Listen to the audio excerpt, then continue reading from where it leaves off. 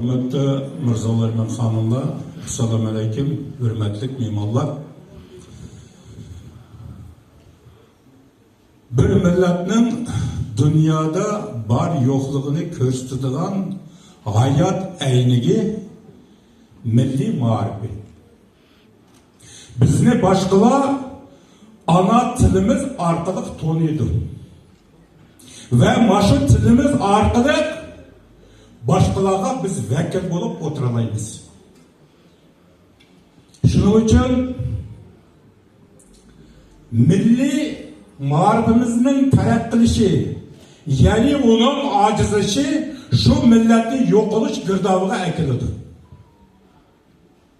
Ata-analar, ustazlar gelecek evlatını terbiyeleydiğin aparat. Bir ata-ananın kimliğini bilmekçi bolsan, kol astideki terbiyelenetken ballarına kara deydi.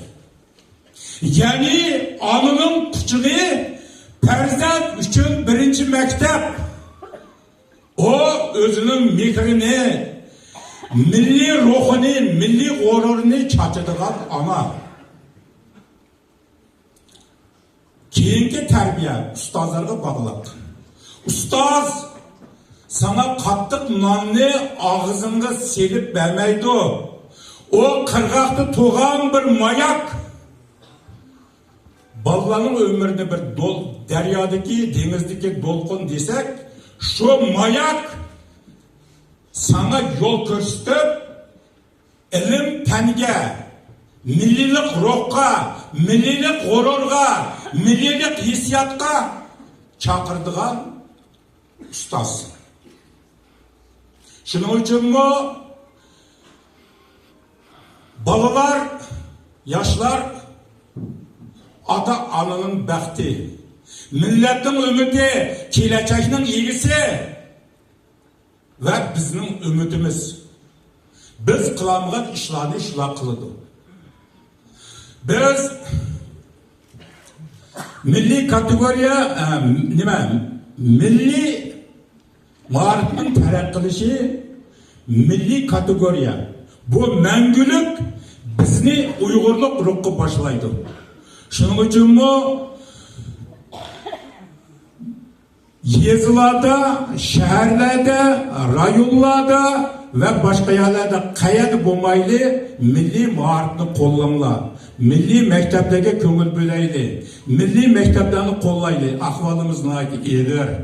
Mekteplerimizin ahvalını bayağı şavket dep ketti. Naydı. Şunun için mi bir avlat buğular ötkezgen hatalıkını bir neçe avlat atıla tatip geldik.